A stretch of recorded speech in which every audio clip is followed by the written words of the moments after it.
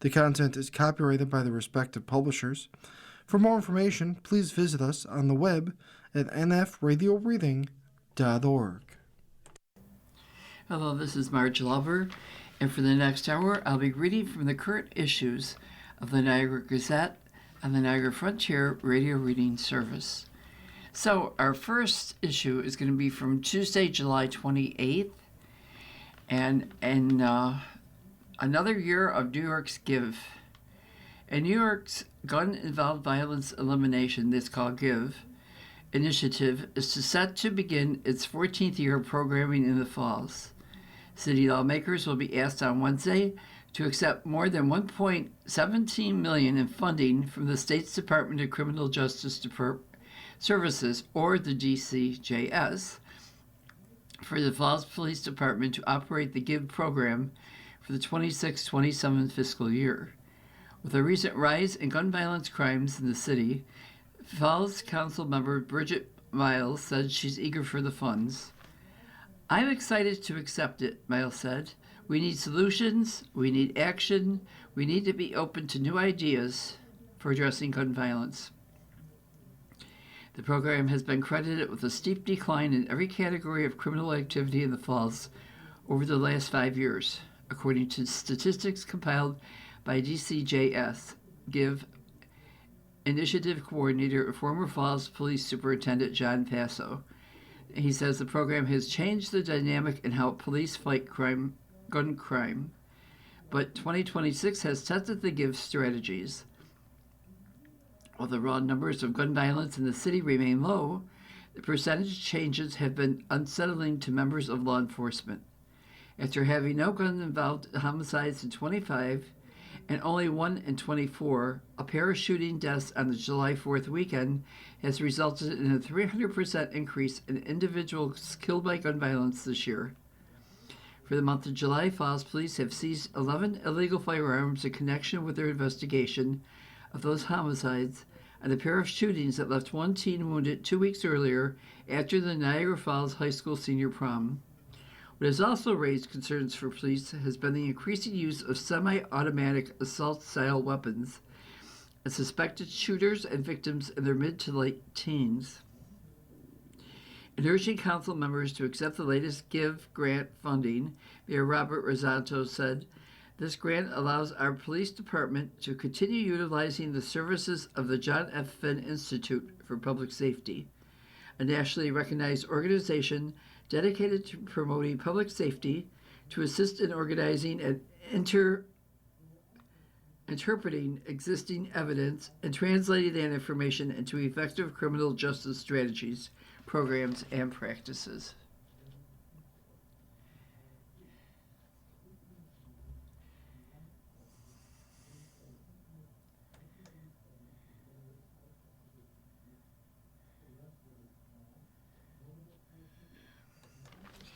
And in other news, there is a man charged in the death of a Lackawanna roommate. A 50-year-old faces up to 25 years in prison. So a Lackawanna man has been charged with murder in the death of his Maple Street roommate. Sean McDonald, 50, of Lackawanna, was arraigned on Friday morning before State Supreme Court Justice Paul Wojciech on an indictment charging him with 1 count of second-degree murder and 2 counts of forcible touching. On July 13th, Lackawanna police responded to residents on Maple Street. The victim, 55-year-old Kevin Schuer, was found dead inside the home. McDonald is accused of intentionally causing the death of his roommate. The Erie County Medical Examiner's Office ruled the manner of death as homicide caused by blunt force head trauma and sharp force injury to the neck and torso. It is further alleged that on or about February 14th, McDonald intentionally forcibly touched the sexual or other intimate parts of a female victim without their consent. So McDonald remains held without bail. A return court date has not been scheduled at this time. And the American Red Cross, in other news, has declared a national blood crisis. So for only the second time in history, the American Red Cross has declared a national blood crisis, and donors are asked to act immediately to help save lives. Blood donations have fallen to a 4-year summer low, worsening the season's emergency blood shortages. All blood types are needed, but the situation is especially dire for type O blood, as the Red Cross is now limiting distributions of these blood products to hospitals. The supply of type O positive blood has now dropped below a 1-day supply. Donors are being asked to book an appointment to give blood by using the blood donor app, visiting redcrossblood.org, or calling 1-800-RED-CROSS.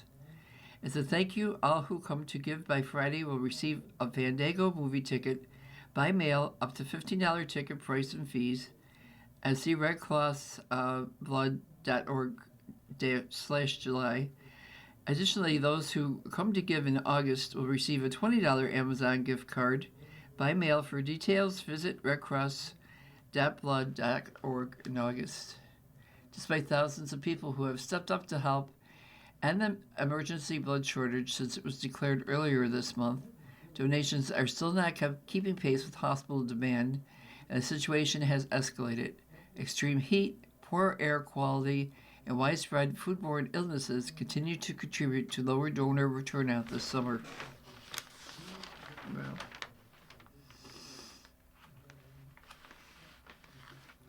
So the U.S.-Canada bridge opened in Detroit, and neighbors' ties are tested. So in Detroit, Michigan, a major new bridge linking Canada and the U.S. at Detroit opened Monday to trucks, cars, and other vehicles. The climax of a year-long project that lately has been bruised a bit by international politics. Descendants of Gordie Howe, the hockey legend, whose name was on the bridge, were among the first to cross over the Detroit River, which separates the Motor City from Windsor, Ontario. U.S. Senator Gary Peters, a Democrat from Michigan, rode a motorcycle, while Michigan Governor Gretchen Whitmer drove a Ford Mustang with the top down. The 6-lane span, which was built by Canada at a cost of $6.4 billion Canadian, now becomes a less expensive alternative to the privately owned Ambassador Bridge, which had a monopoly on big cars carrying goods worth billions between the two countries, especially in service to the auto industry. There are thousands of trucks that go over daily, said Kevin Kettles, a business professor who teaches supply chain management at Wayne State University. Okay, so we're going to continue on with our next, which is Wednesday, July 29th. And the state legislators hit illegal pot houses in the falls. So Officer of Cannabis Management and Drug Task Force investigators shut down sales from vacant homes. It might have been the first time, but officials with New York Office of Cannabis Management, or the OCM, says it won't be the last. Investigators with OCM and Niagara Falls Narcotics and Intelligence Division, which is NID, detectives swept into the city on July 22nd to execute a trio of search warrants at apparently vacant residences where they say illicit cannabis was being sold. Cannabis is marijuana, you know. The Niagara County Sheriff reached out to us, and we have received complaints as well about illicit cannabis sales, said Dan Hodney, OCM's Director of Enforcement and Investigation. From the outside, these look like residences. But Hodney said after undercover investigators with the Niagara County Drug Task Force, or the NCDTF, made marijuana purchases at the residence at 435 20th Street, 1840 Michigan Avenue, and 1643 Weston Avenue. They obtained search warrants for these homes, and after the search warrants were executed, Hodney said detectives seized an average of 5.5 pounds of illicit cannabis from each location. He called the seizures significant. Oh. So, the Riviera Theater, in other news, the Keenan Center received NYPA funding. The NYPA board also approved more than $5.2 million in Western New York Power Proceeds funding Tuesday for 4 firms, including the Riviera Theater in North Tonawanda and the Keenan Center in Lockport. The Riviera Theater and Oregon Preservation Society was awarded $350,000, and NYPA funding to support a more than $1.6 million backstage expansion at the historic 1,100-seat Riviera Theater. The nonprofit venue attracts more than 100,000 visitors annually and serves as a cornerstone of the Erie Canal Corridor's downtown revitalization. The project includes the addition of modern production support spaces and key infrastructure upgrades. As a result, the theater will be able to accommodate larger touring productions and a wider range of performances. The Kina Center was awarded $1,623,644 in NYPA funding to support the development of the more than $17 million in Keenan Civic Arena. So, a modern, fully accessible, multi-use event venue that will address a major gap in large-scale event infrastructure in eastern Niagara County. Located on the center's 25-acre historic campus in Lockport, the project includes infrastructure and accessibility upgrades, improved site functionality, and significant campus green space restoration. The new arena is expected to operate more than 340 days annually, hosting events such as concerts, festivals, conventions, trade shows, conferences, and sports tournaments. Okay, another news. Let's do something different. How about Dear Annie? It's like Ann Landers, but it's Annie Lane. So, Dear Annie, my husband and I have a 34-year-old daughter who has lived with us all her life, except for maybe a year. She brought her freeloading boyfriend in. I had cancer at the time, and they didn't even bother to do anything, so she ended up pregnant. I kicked her boyfriend out of the house after finding out he couldn't even take her to the hospital to have his baby. The baby brought such joy to our lives, but she works at a very part-time job, doesn't help around the house, and stays in her room while we watch the boy. She wanted to get him a dog, so we helped her. If we were to ask her to leave, we would worry about our grandson. She's getting along by not paying rent or buying food, and she has both of us and her son's other grandma for free babysitters. This is going on while her dad is in rehab. We even pay some of her other bills when she can't. I'm disabled, so we get my check, and my husband works very hard to support the four of us. How can we get her to leave without her taking her son completely away from us? A broken mom. And Annie says, Dear broken mom, if you teach a man to fish, he has dinner for life. But if you give him a fish, he only has dinner for one night. Your daughter and her boyfriend are only having the fish handed to them, and it is not doing anyone any favors. But you are in a tough situation because you love your grandson and don't want your daughter to take him away. The truth is that your daughter sounds like she is hurting. It can't feel good to just sit in her room all day while her parents play with her son. She might be suffering from depression. She needs help and support, not judgment. You begin your letter by calling your grandson's father a freeloader. Well, it might seem like that is what he's doing. He's also suffering from addiction and is trying to get help in rehab. That type of judgment doesn't help anyone, especially your grandson.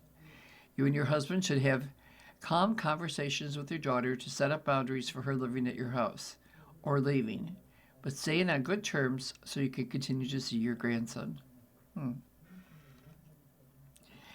Another one, Dear Annie. My wife was fed up over a pair of cutoff shorts that I wore all the time. In fact, I have worn them so many times that the patches have patches. The only original parts left were the belt line and around the zipper. It took 3 days for them to dry after washing. We were not struggling, and I could and did wear decent clothing when we went anywhere. My wife knew that they were a lot more sentimental value to these shorts than clothing need. But the time came when she could no longer stand to see them on me or off of me, so she threw them out. It was time. I could not have done it. I was sad but not heartbroken. Now I ask when something gets too worn, repair a rag bin. It keeps our rag bin full enough and keeps me from embarrassing my wife when out or went home.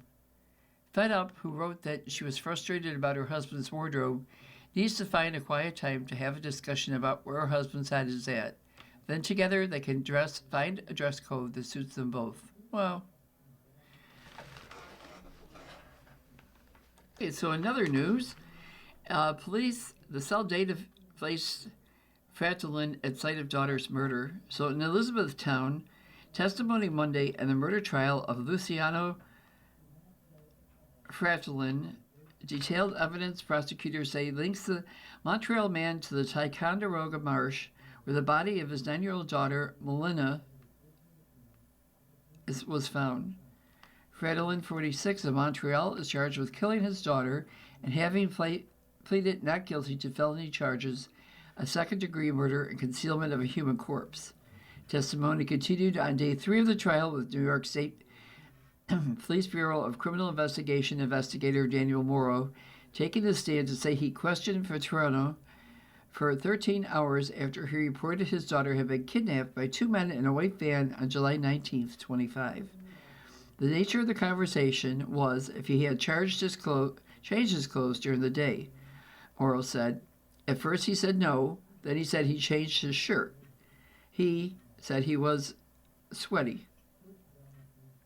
Police believe Vetrano changed his clothes, including his shirt, shorts, and shoes, because he got them wet wading into a marsh in the town of Ticonderoga to drown his daughter.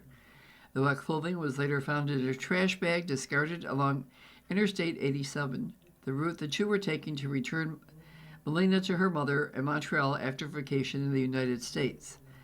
The jury was shown a video recording made in an interview room at the Warren County Sheriff's Department, the agency to which Fratellin first reported Melina missing. We know something you haven't told us, Morrow said. Fratellin in the video. Fratellin insisted his daughter had been kidnapped. We were exploring all possibilities, Morrow said in court. He said he'd stepped in a puddle. When he said he was in the water, that opened up new possibilities. So at the conclusion of the interview with Fratellin on July 20th, 25, police began preparing charging documents for him. Warren County assigned counsel administrator Brian Pelezik, representing the Fratellin, asking Morrow if police had lied to his client during the interview. There are different techniques, yes, Morrow said. He said Fratellin, who had dual Ethiopian and Italian citizenship, told them he'd been assaulted in Ethiopia and was in a coma for 4 weeks. After that, his memory and cognitive abilities declined, Morrow said. When he was told his daughter was dead, he didn't believe you, Pilzek asked. He wanted to see a picture, Morrow replied. Next to testify was BCI investigator David Mosher, who called to the Warren County Sheriff's Department from another assignment. So Mosher and Fratellin told them he and his daughter had vacationed in New York City, Connecticut, and Massachusetts before heading home on July 19th. He said they took Fratellin for what turned out to be a 2-hour and 20-minute search for the rest area where Fratellin and Melina were taken. Fratellin finally identified it at the pull-up rest stop between exit 22 and 23 on southbound I-87. Fratellin said he'd turned around to find a rest area for Melina to use the restroom because he couldn't find one northbound. He said he was 99.9% sure that was the one. At one point, Fratellin thought the CIA had kidnapped Melina, he said, on the recording made during the search for the rest area. The theory seems far-fetched, Mosher told Fratellin. Mosher told Fratellin they have cellular data that puts him at the marsh when Melina was killed, the video shows. Wow.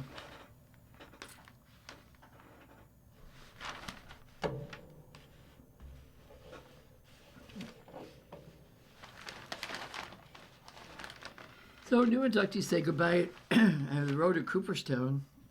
In Cooperstown, the newest MLB Hall of Famers took part in the traditional Monday goodbye at Doubleday Field as MLB Network host John Morrissey did a live version of his The Road to Cooperstown podcast with Jeff Kent, Andrew Jones, and Carlos Beltran in front of hundreds of Hall members.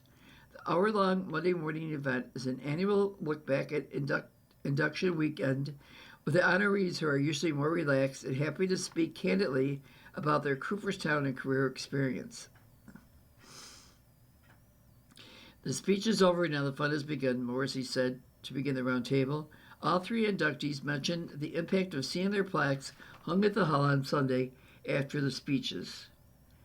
Morrissey asked them about the private members-only dinner at the Oswego on Sunday and how it felt to be dining in a room full of friends, family members, and 60 Hall of Fame players.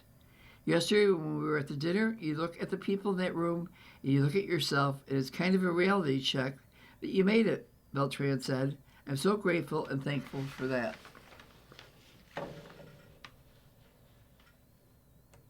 From the Niagara Gazette and the Niagara Frontier Radio Reading Service. So our next issue is from Thursday, July 30th.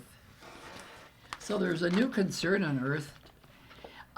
Niagara Falls homeowners Daniel and Jocelyn McKiernan were already worried sick on Tuesday when they formally asked Governor Kathy Hochul and other top officials to relocate their family so environmental regulators could perform more comprehensive testing on their property and in their house near the Love Canal contaminant site. On Wednesday morning, the 99th Street couple's sickening feelings grew after they received a copy of an old report describing how, more than 3 decades ago, a private contractor working for the state removed contaminated soil from 4 properties in the neighborhood. The project included a partial cleanup of a piece of land the McKinneys now own. It is next to the house that they called home for the past 6 years. Another section of the report, which was issued by the New York State Department of Environmental Conservation on October 18, 1993, offered details on a related project the McKiernans also found interesting. The section described cap repair work and liner replacement that occurred in a 30 feet by 60 feet area on the south end of the Love Canal site itself. For the McKiernans, reading the report underscored concerns that they've been having for weeks about whether potentially hazardous material are present in their yard, under their house, or even inside of it. With everything that's coming out, I'm sick to my stomach right now, Daniel McKiernan said during an interview with the Niagara Gazette on Wednesday morning. We're taking years to turn this house into a home. For this to happen, it's like someone telling you your house is on fire while it's still standing. You know it's burning down while there is no visible flames. I honestly broke down in tears last night. Now it's putting my family at risk, and I'm just sick about it.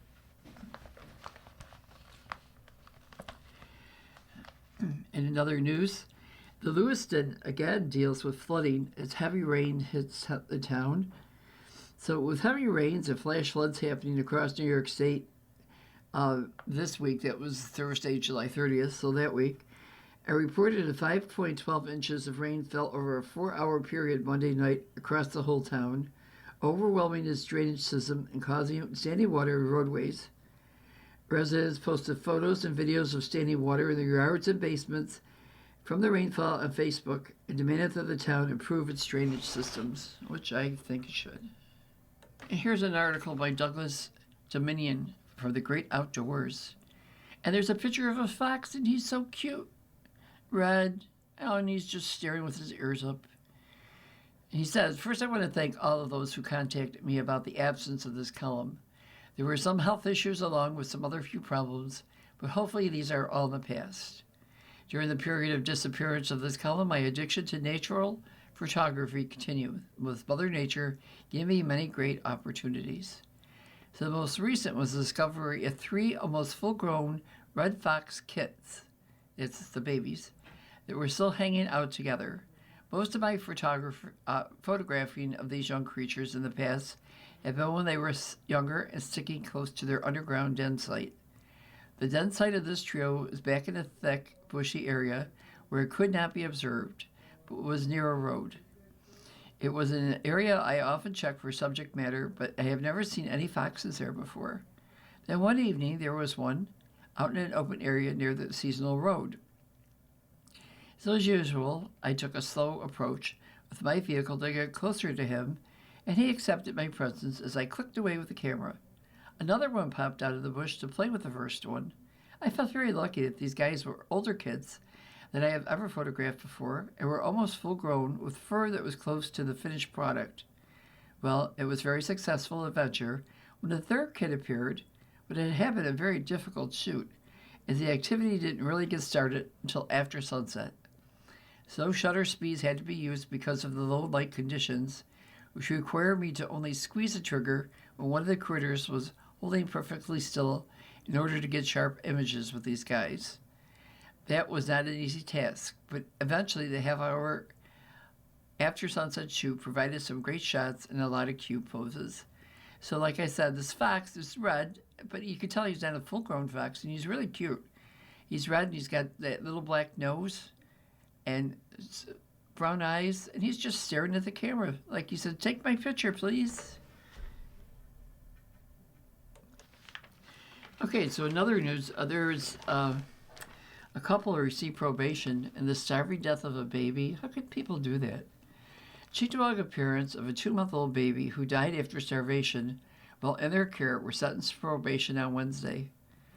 Luis Gonzalez Jr., 26, and Katrina Udraith, 23, of Buffalo, were sentenced before Erie County Court Judge James Berganisi to 5 years of probation.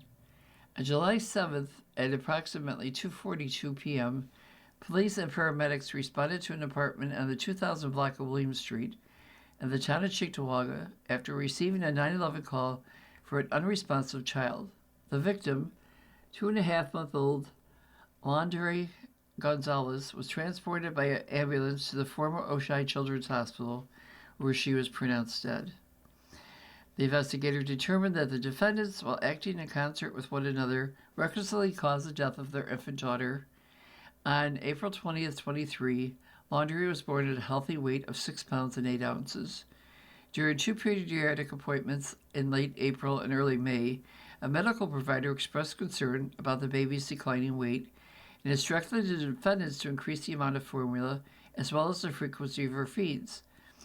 After the defendants failed to return for a third appointment on May 8th, the defendants never contracted the pediatrician's office again and did not take their child to another pediatrician. At the time of her death, Laundry weighed 8 pounds and 4 ounces. The Erie County Medical Examiner's Office ruled the manner of death as homicide by neglect caused due to malnutrition and dehydration. So in May, Gonzalez Laundry pleaded guilty to 1 count of second-degree manslaughter. Both defendants entered a guilty plea to the highest sustainable charge and sole count of the indictment. Wow. Okay, let's move on to our next issue, which is Friday, July 31st. So the GIVE funding was targeted. A divided Niagara Falls City Council voted not to accept more than $1.17 million in state funding targeted at reducing gun violence in the city. So on a tied vote, 2-2, council members voted not to authorize Mayor Robert Rosanto and the Falls Police Department to accept the funding for the city's 14th year of involvement in the state's gun-involved violence elimination. That's that GIVE initiative we talked about before. The initiative, funded through the state's Department of Criminal Justice, the CJSD, has been widely credited with a dramatic 5-year decline in violent crime in the city. So a resolution to accept the grant then failed on a similar vote tally. The tie vote was possible because City Council Chair Brian Archie was again excused from the meeting because of a family matter. So as recently as Monday, Miles told the Gazette she was eager to accept the funding.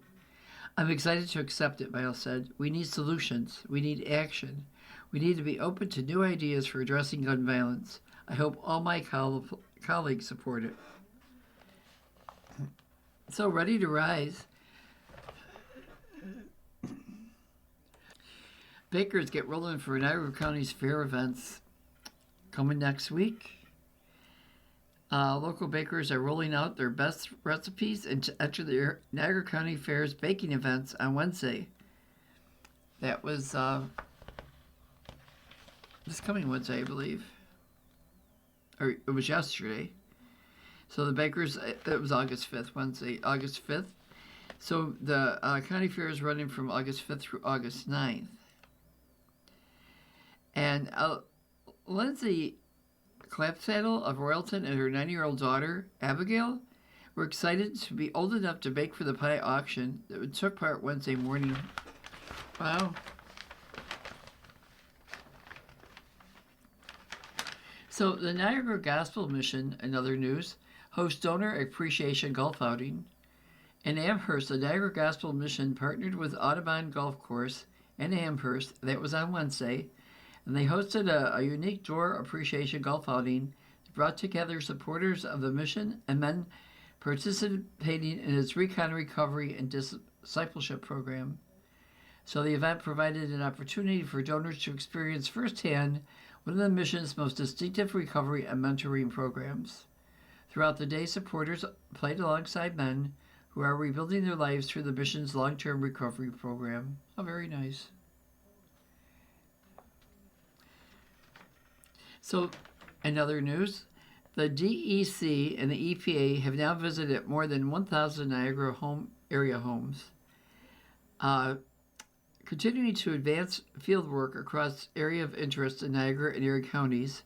Federal Environmental Protection Agency and State Department of Conservation teams visited more than 100 properties on Wednesday. That was this past Wednesday. Speaking directly with residents and requesting permission to conduct screening teams have now visited more than 1,050 properties since July 23rd. In that time, 526 new access agreements were signed and provided both in person and through the newly active call center. On Wednesday, joint DEC and EPA teams screened 49 properties. Once the on-site radiological survey is complete, the data is brought back to the DEC, EPA, and NYSDOH experts to thoroughly analyze the results and determine if additional assessments needed. Where additional investigation is needed, EPA and DEC are working with property owners to schedule and complete additional assessment activities, which may include additional radiological scans, air sampling, and soil sampling. Yesterday, teams conducted soil sampling and indoor air testing at one property. Staff also remained in direct contact with residents who have been offered voluntary temporary relocation, providing updates, discussing next steps, and helping connect them with available support. Wow. There is one obituary to announce in this issue, and it was a Marilyn Gross who passed away on July 29th. She was formerly of Pendleton.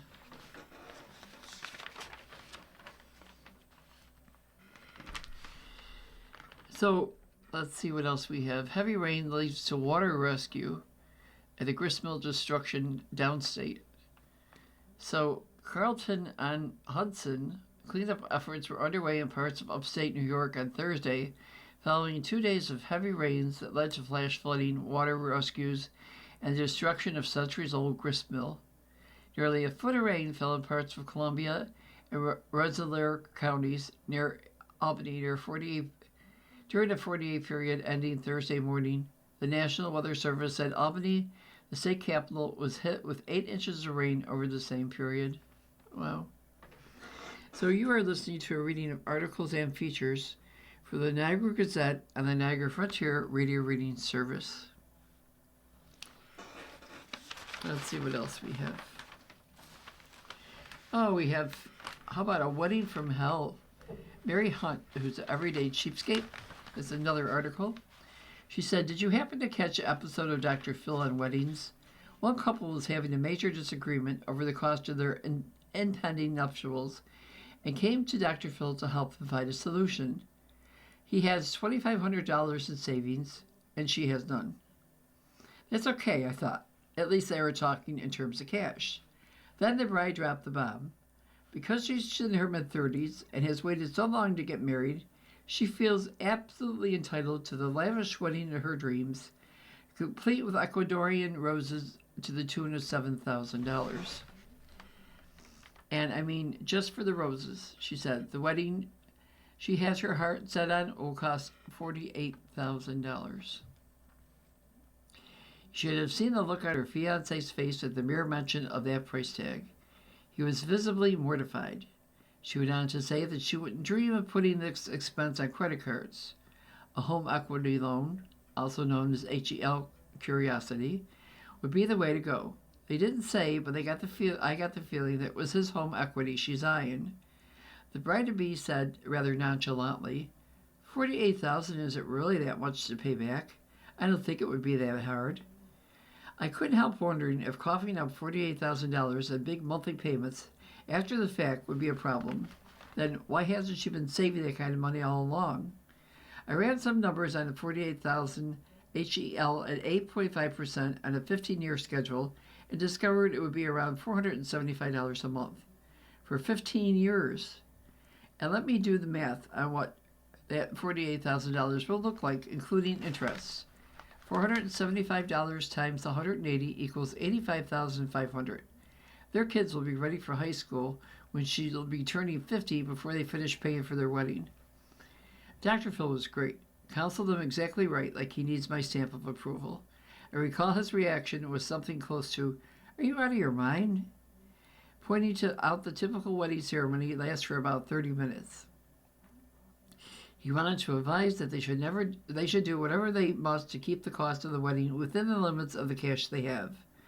I believe he sided with the groom, who backyard barbecue nuptials in mind. Actually, that idea was really a real possibility. Have you ever been up to your eyeballs in HEL? Unlike our bride-to-be, who obviously never has, it's not that easy to repay a high-interest HEL in full. Oh, I know lenders make it sound like your home equity is a stack of $100 bills sitting in a vault somewhere just waiting for you to come down to pick up your cash. Home equity is one of those things you should consider out of reach for now. For most people, it is the one appreciating asset they'll never know during their lifetime. Diddling away as it to pay off credit card debt, a vacation, or a wedding is just so foolish. The goal of homeowners should be to one day actually be a homeowner, not just a mortgage owner. I sure hope Dr. Phil did a follow-up show on our couple. I got my fingers crossed that they heard him loud and clear. The best gift they can give one another for their wedding is a receipt stamped, paid in full. There you go. And in other news, lettuce becomes an issue. It's been a choppy year for restaurants that lean into lettuce. Lettuce prices rose sharply in the first half of 2026 due to hot weather in Arizona, where about one-third of American lettuce is grown. Now, restaurants are dealing with a fallout from Cyclospora outbreak linked to shredded lettuce that has sickened thousands of Americans. Yum Brands, the parent company of Taco Bell, said Thursday that Taco Bell's same-store sales are down 2% so far in the July-September period due to customers' concerns over the outbreak. That compares to a 7% same-store sales increase in the April and June period.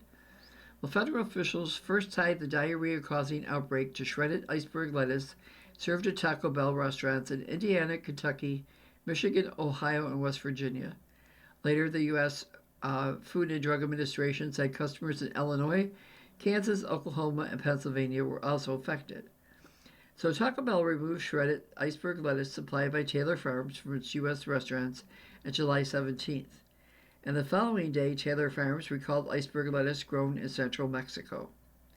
Taco Bell sales bottomed out the weekend of July 18th and 19th, but have been steadily improving since then. Yum Brands' chief financial officer said Thursday in a conference call with investors, over the last 4 days, Taco Bell's U.S. sales have climbed halfway back to their year-ago sales. So the lettuce prices advertised by major grocery stores last week averaged $1.86 for a head of iceberg lettuce, 25 cents more than the same week a year earlier. A head of red leaf lettuce cost 52 cents more than $1.66, and a bunch of romaine had an advertised price of $2.49, which was $1.55 higher. Shoppers caught a break with some types of salad mixes, though which stores advertised their prices 7 to 24 cents cheaper than a year prior. You know, that lettuce outbreak, I think it's over with now, but they haven't really said. I am afraid to eat lettuce on anything right now, maybe in a little while. So, in state and the region news, there was a man convicted in terrorist trial over stabbing of Salman Rushdie. Remember Salman Rushdie? He got stabbed, I think, in the eye, because he wears eye patch now. I know that. I've seen pictures of him. So anyhow, The man was convicted Wednesday of federal terrorism charges in a 2020 stabbing of Salman Rushdie, the author who has faced a decades-old threat over his novel The Satanic Verses. After just a couple of hours of deliberations, a jury found Hadi Matar guilty of all the charges against him, including engaging in an act of transitional terrorism. Rushdie, who was about to speak on writer's safety, was slashed 15 times on an amphitheater stage in 1022. He was gravely wounded and lost the sight in his right eye. Prosecutors asserted that Matar was motivated by the late Iranian Supreme Leader Ayatollah Khomeini's 1989 call for Rushdie's death because of the Satanic Verses. This brutal attack on Mr. Rushdie during a peaceful speaking event is a chilling reminder of the global reach of Iranian terrorism.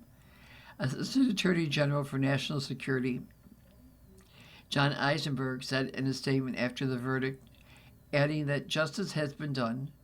Iran's government has denied involvement in the attack. Matar's defense, no evidence of his state of mind. Messages seeking comment on the verdict were sent to Matar's attorney, a Rushdie's assistant. During the trial, defense lawyer Nathan Barone said the government had no proof of what was in Matar's head. Matar himself declined to testify. Rushdie did, telling jurors, "I can't say what his ambition or his aim was, but the wounds were dispersed across my body." Matar, 28, is already serving a 25-year New York State prison sentence on an attempted murder conviction in the stabbing. His federal sentencing is set for November 3rd, when he faces a potential life term. Wow. So, in other news, the state police are on the lookout for a stolen bulldozer in St. Regis Falls. State police are seeking the public's help in locating a stolen bulldozer from Franklin County. State troopers are asking for the public's assistance in locating a stolen John Deere 350B bulldozer that was taken from a property on Duane Street in Regis Falls, according to a post on the New York State Police's Facebook page. The bulldozer was last seen on March 29th and was discovered missing on June 12th, according to police, and the bulldozer has a new Milford Tractor Company Incorporated sticker on its side. So let's go on to our last and most recent issue, which is from Saturday and Sunday, August 1st and August 2nd. So, Niagara Falls pays $75,000 to convicted drug dealer. Here you go. A Falls man now serving a 12-year prison sentence for his conviction on a pair of felony drug charges will also reap a $75,000 windfall in the settlement of a federal civil rights lawsuit against the city. Gary Tillman, 43, was sentenced July 20th to 6 and 12-year prison terms to run concurrently for his guilty plea to 2 counts of third-degree criminal sale of a controlled substance in June and December 25. A third case involving burglary and other charges stemming from a standoff with Falls police was dismissed in return for the drug case pleas. But prior to Tillman's criminal sentencing, the Falls City Council in April approved a payment of $75,000 to settle a federal lawsuit that had brought as much as $24 million in damages against 3 Falls police officers, a police lieutenant, Police Superintendent Nicholas Ligaminari, and Mayor Robert Rossano. The lawsuit stemmed from a September 22 traffic stop in the 2800 block of 10th Street involving Tillman and Falls police. That stop led to the seizure of 4 ounces of fentanyl and felony drug charges against Tillman. Those charges were later dismissed over a challenge to the lawfulness of the search. In his lawsuit, Tillman alleged that the Falls police officers used his patrol car's lights and siren to pull him over for failing to stop at a stop sign. Tillman denied the charge. Tillman claimed that officers stopped him because they were aware of his past involvement with the criminal justice system. He has a total of 6 felony convictions in his criminal record. Acting City Corporation Counsel Thomas DuBois recommended paying the settlement sum to Tillman, saying it was in the best interest of the city.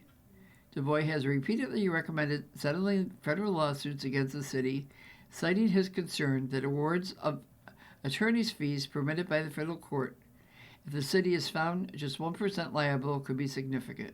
Wow. And in other news, state parks to gather Grill Creek data near the reservoir park. So, Lewiston residents who live near the Reservoir State Park and Gill Creek can expect state park crews to be out their way this month as they work to prevent flooding issues. The State Office of Parks, Recreation, and Historic Preservation sent out a letter to homeowners stating its consultants will be collecting topographic ground control data along the Gill Creek Channel. This is part of a flood mitigation project at the Reservoir State Park stretching along the southern area. So we have a time to remember here. We have some deaths to announce. So there was a Norman Pearson. He was 90. He was in the Niagara Hospice, and he passed away on July 30th. Diane Lynn Egan was formerly of Niagara Falls. She was living in Marlborough, Massachusetts. She passed away on the 13th of July. And Gladys Schultz passed away on, it doesn't say what date. July 29th. I'm sorry, on July 29th. So in other news, the casino is hosting a wellness event. And I think it was, let's see, the 3rd. I think it was on Sunday, so that's over with already. Sorry. So the New York sues prediction market platform Kalish. New York officials sued prediction market platform Kalish on Friday, calling it an illegal, unlicensed gambling operation, as the state seeks to halt its operations and force the company to forfeit its profits. New York joins a growing number of states filing lawsuits against Kalshi and other companies in dispute with President Donald Trump's administration over who regulates the fast-growing prediction market. Kalshi and other platforms argue they are federally licensed and regulated, and states have no authority to govern them. It's sad to see this type of political theater from the leadership in our own state, Elizabeth Diana, a spokesperson for New York-based Kalshi, said in a statement. States can't just shut down a federally licensed exchange. This would also hurt New Yorkers who would be driven offshore. We love New York. We love New Yorkers, and New Yorkers love our product. You are listening to a reading of articles and features from the Niagara Gazette and the Niagara Frontier Radio Reading Service. So, there's 11 things you should never plug into a power strip, according to the Mary Hunt, who's the everyday cheapskate. Faithful readers have recalled I've written on the subject in the past. So, whether you live in a house, apartment, condo, mobile home, or dorm room, having enough electrical outlets to handle all the accessories, appliances, and tools you need can be a challenge. And that's when knowing how to use a power strip device safely comes in handy. So one of these devices can offer a reasonable solution for too few outlets. It's a mistake to rely on power strips too much, or to use one incorrectly. So for safety's sakes, never plug the following items in a power strip. Hairdressing appliances. You need them hot and ready to go, which makes a power strip on the bathroom counter pretty much a godsend when you have only one outlet. Here's the problem with that. Hair dryers, curling wands, and flat irons are required to produce heat, which means that they pull large amounts of amperage to get them good and hot. So plugging them into a power strip is just asking for trouble. These types of hairdressing appliances must be plugged directly into a wall outlet. For a refrigerator and freezer, these appliances pull too much current for a power strip because they are continuously recycling on and off. That will quickly overload a power strip. These items need to be plugged directly into a wall outlet dedicated solely to that appliance. If you plug other appliances into that same outlet, provided it's a duplex, you run the risk of tripping a breaker. Your coffee maker, it seems pretty lightweight to heat up water, right? Not so fast. Most coffee makers need a good deal of amperage to turn gloriously roasted coffee beans into a hot beverage. more than a power strip can guarantee to deliver. Make sure you plug the machine directly into a wall outlet. And then your toaster. Here's the clue. It has exposed wires inside these slots that heat up to become red hot. It takes a lot of current to fire up those wires, which can easily overload a power strip. So no, do not plug your toaster into extension cord or power strip. Ditto for your toaster oven. Your slow cooker? I agree, this is counterintuitive. Wouldn't you think a slow cooker uses microscopic bits of power? Well, in this case, it's not the amount of amperage, but the length of time requiring continuous power. A power strip cannot guarantee to deliver that kind of energy. Plug this slow cooker safely into a wall outlet. And then your microwave. I still think of my microwave oven as a miracle for food preparation, thawing, cooking, and reheating in a fraction of the time it takes a conventional oven. However, such incredible activity demands more energy than what a power strip can deliver. So similar to a traditional electric oven, your microwave oven will forever require its own dedicated wall power outlet, a space heater, an air conditioner, a blender, your washing machine. These are some things that you should not put in a power strip. They have to go directly into the wall.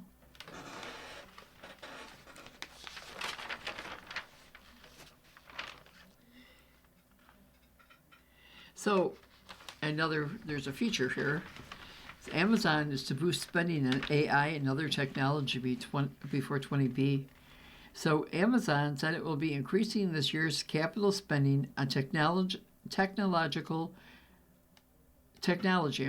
mostly artificial intelligence, that's AI, by an additional 10% after the tech and e-commerce giant delivered strong profits and net sales during for fiscal second quarter, helped by surging growth in its prominent cloud computing unit.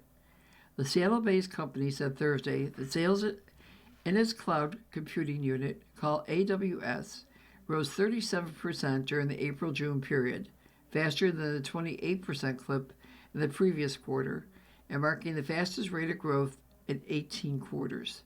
CEO and President Andy Jassy disclosed to investors on the call that Amazon now expects capital spending to total $220 billion, which also includes outlays on robots, semiconductors, and satellites. That's up from the $200 billion investment plan that was announced in February, and well above the $128 billion in capital spending for all of last year. Jassy cited the higher cost of memory chips as the main reason for the increase. Wow. AI, artificial intelligence. That's the in thing now. I guess they even have classes in college for that. So Maureen Wendt, who's a senior spotlight here, she says that more than 7 million Americans live with Alzheimer's, with projections that the total number of affected individuals will nearly double to 13.8 million by 2060. Researchers show that roughly 42% of Americans over age 55 will eventually develop dementia or Alzheimer's. It is widely feared in the United States, often ranking above cancer and other major illnesses, as people worry about losing their independence, memory, and sense of self. The Dale Association, in partnership with the Alzheimer's Association, invites community members to attend an informative presentation on new advancements in Alzheimer's disease treatments. This program will explain disease-modifying treatments designed to slow the progression of Alzheimer's disease. Wow. So we got national days here. So what day is today? August 26th. So, I'm sorry, August 2026, not 26. Today is, the 6th, I think. So, on the 6th, today we have National Wiggle Your Toes Day, so wiggle them tootsies. We have National Fresh Breath Day. Oh, have you gargled today? Balloons to Heaven Day. Farm Worker Appreciation Day, and Jamaica Independence Day month. Tomorrow, on the 7th, we have National Lighthouse Day, National Handloom Day, Aged Care Employee Day, Professional Speakers Day, and a Purple Heart Day.